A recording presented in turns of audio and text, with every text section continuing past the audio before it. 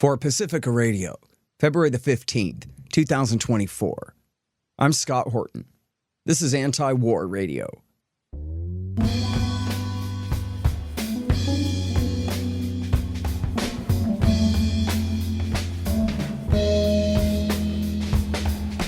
All right, y'all, welcome to the show. It is Antiwar Radio. I'm your host, Scott Horton. I'm editorial director of Antiwar.com and author of the book Enough Already, Time to End the War on Terrorism. You can find my full interview archive, more than 6,000 of them now going back to 2003, at scotthorton.org and at youtube.com/Scott Horton Show.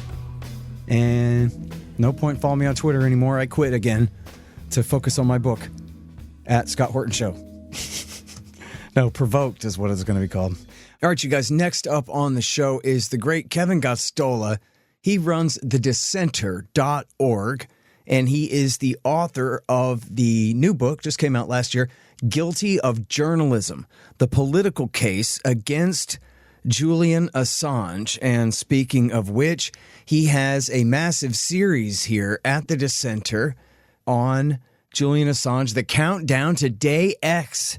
It's called. Welcome back to the show, Kevin. How are you doing? Hey, it's good to be with you again. All right. Great to have you here. And, of course, the subject is Julian Assange, the founder and former operator of WikiLeaks, who is in prison in Britain right now. And the question is, will he be extradited to the United States to face espionage charges? And so, first of all, I believe the news is his hearing is coming up later this month. Is that correct? And this is the very last shot at the entire appeals process in the UK, Kevin? Yeah. On February 20th and 21st of next week, we have a 2-day hearing in which Assange and his team will have their first chance to basically lay out some appeal arguments. They're asking the British High Court of Justice, an appeals court, to overturn the lower court's decision, which was passed on to the UK government 1.5 years ago. And the British government already authorized his extradition to the United States. And that's what they're appealing. Right. Okay, so exactly at issue in this case is not just Julian Assange and the U.S. government's vendetta against him, but there's apparently a huge consensus finally now at this late date, but coming together now among major news organizations and human rights groups, etc., that free speech itself in the West, in the United States, is in jeopardy. Now, is that just a bunch of hyperbole? Because after all, we're talking about a guy that people love to hate. Maybe they'll just get him. No, we finally got quite a number of groups standing on principle. As I speak to you in the last 24 hours, we saw a letter put out by over 35 law professors that the Freedom of the Press Foundation put together to send to Attorney General Merrick Garland to make their position known that this would mean that in the future, any presidential administration could charge journalists with a felony. Because when you're charged with an Espionage Act offense, you're facing a felony conviction potentially. So, this is a big deal. This is a big deal going forward. We're seeing people stand up. And also in Australia, I should note that in the last day or two, we saw a vote in their parliament that basically took a stand and said, we oppose the extradition of Julian Assange to the United States. And the Australian government is an ally, a close ally of the United States. Right.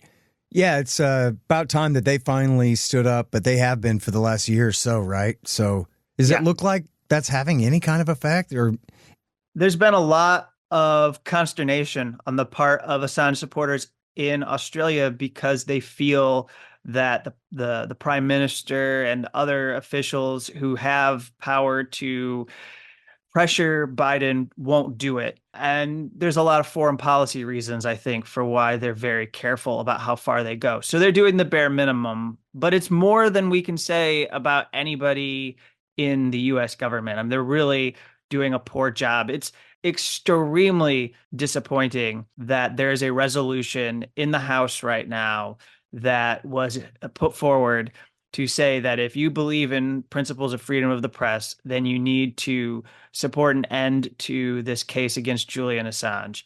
And there's only like 10 representatives out of 435 that have put their name to it. It's awful. Yeah, man, that really is something. Although, at least it's good to see that such a resolution even exists, but it's also, as you say, at the same time, a shame how many people are willing to put their name to it. All right, well, it's Antiwar Radio. I'm Scott Horton talking with Kevin Gosztola from The Dissenter. That's thedissenter.org, and he's got this huge multi-part series going on about Assange and the persecution thereof.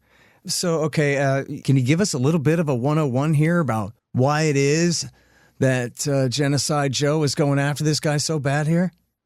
I don't know why Joe's so intent to put him on trial, but Assange was indicted, for the liberal listeners, by President Donald Trump. So it's been said to try and get some of the Democrats on his side that if you oppose Donald Trump, then you have to oppose the indictment of Julian Assange. All right, so we will play partisan politics for a moment there. Sure. Now, principally, what we're looking at here is the fact that the U.S. government is saying they can enforce a secrecy law against people who aren't even from this country. Julian Assange is an Australian citizen. Why should he have to, one, pledge allegiance to the United States, but also why should he have to worry about any of the U.S. government's national security interests? And why should anybody have to follow these laws? Again, to your liberal listeners, they wouldn't accept this from the Russian government, from Vladimir Putin. And in fact, we have a very similar case playing out right now where Evan Gershkovich, a Wall Street Journal reporter, is being kept in detention. And Tucker Carlson, who I know your liberal listeners, if they're here listening, they hate him, but he did ask at the end of a 2-hour interview 3 times, when are you going to release Evan Gershkovich from detention? And Putin maintains that Gershkovich was going around collecting state secrets and was engaged in espionage. Well, collecting secrets is journalism, and Julian Assange was engaged in journalism. So if Gershkovich should be freed, then Assange should be freed as well.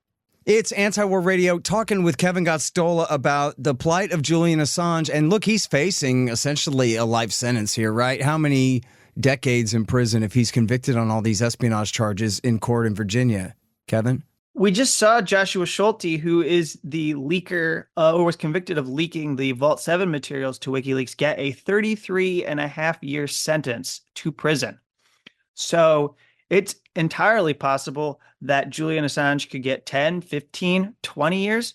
He's 52 right now. And after what he's gone through, he's been in some form of arbitrary detention for 10 to 15 years now. It's unlikely that he would survive a U.S. prison sentence. Yeah. Hey, you guys, did you know that I don't just write books, I publish them? Well, the Institute does, and I'm the director, so yeah. 13 of them now, including my 4. We published 5 more in 2023. Lori Calhoun and Tom Wood's books about the COVID regime, Joe Solis Mullen on the fake China threat, Jim Bovard's latest, Last Rites, and our managing editor, Keith Knight's Domestic Imperialism. And we've got more great titles coming in 2024. Check them out at libertarianinstitute.org/books and help support our anti-government efforts at libertarianinstitute.org/donate. And thank you. Hey, y'all, Scott here. Let me tell you about Roberts & Roberts Brokerage, Inc. Who knew? Artificial bank credit expansion leads to price inflation and terribly distorted markets. If you've got any savings left at all, you need to protect them. You need to put some, at least, into precious metals. Well, Roberts & Roberts can set you up with the best deals on silver, gold, platinum, and palladium, and they've been doing this since 1977. Hey, if you just need some sound advice about sound money, they're there for you, too. Call Tim Fry and the guys at 800-874-9760. That's 800-874-9760, or check them out at rrbi.co. That's rrbi.co. You'll be glad you did. All right, and so now the Espionage Act that Woodrow Wilson signed back 100 years ago, it is broad enough to encompass really even you and I talking about what we read on WikiLeaks on the radio. At the same time, they've never imprisoned anyone under this interpretation of the Espionage Act, or I guess, in fact, they're just twisting the facts in this case to fit the other, more narrow definition of espionage. They're claiming he didn't just receive it, he conspired to take it somehow, and that's what makes him different than the New York Times. Kevin, is that right? Yeah, there's this concept they've made up of responsible journalism, and you can see it that the district court judge, the British judge, bought this idea, but I don't see that in our Constitution. It doesn't say freedom of the responsible press. It says freedom of the press in the Constitution. And so that's an editorial issue. That's something for you to discuss internally with a media organization. People can criticize. We could sit here on our social media platforms going after people for publishing something and attack them. But it's not a crime. It's not illegal. And in fact, they're trying to nail him because there were the names of informants in diplomatic cables that were published. Well, guess what? It's not a crime to publish the names of informants. Not for you or me. I never had a security clearance. I didn't sign a secrecy agreement to become an agent of the government or to work as an analyst and have access to databases. So I can do whatever. If I have the name of an informant, guess what? I could tell somebody, especially if I thought they did something and it was in the public interest. Joe Lieberman considered passing legislation in 2010 after WikiLeaks published information, and they did not pass this law. We do not have a law that criminalizes wholesale the publication of classified documents. Right.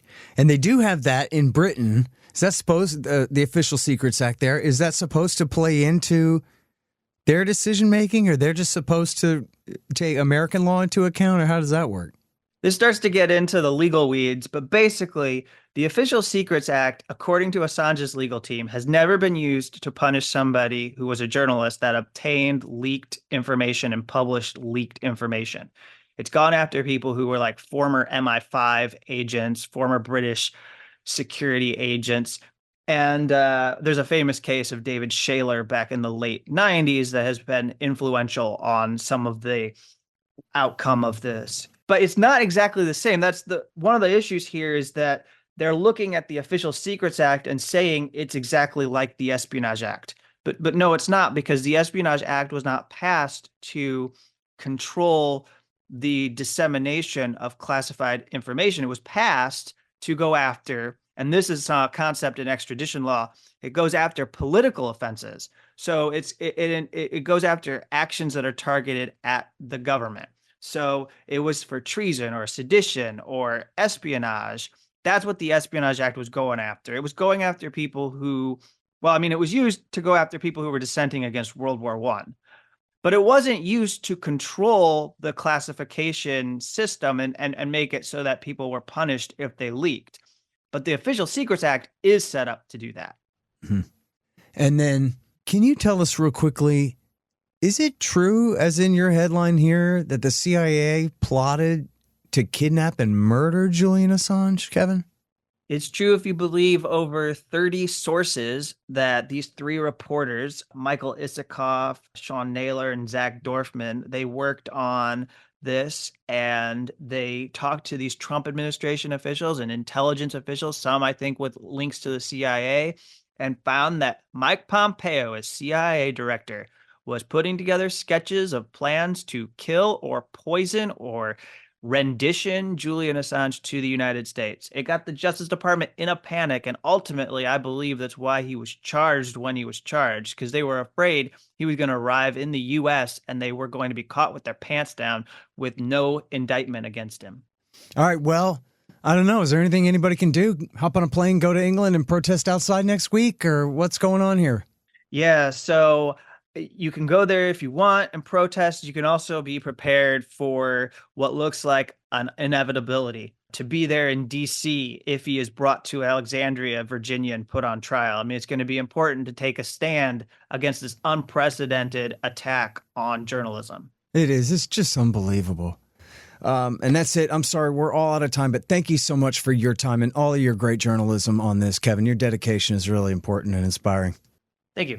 All right, you guys, that's Kevin Gosztola. He's at thedissenter.org. He wrote this book, Guilty of Journalism, the political case against Julian Assange. And over there at thedissenter.org, he's got a massive, I think, 10-part already series on the countdown to day X and this final extradition hearing. So I will urge you guys to go and look at that. And that's it for Antiwar Radio for today. I'm your host, Scott Horton.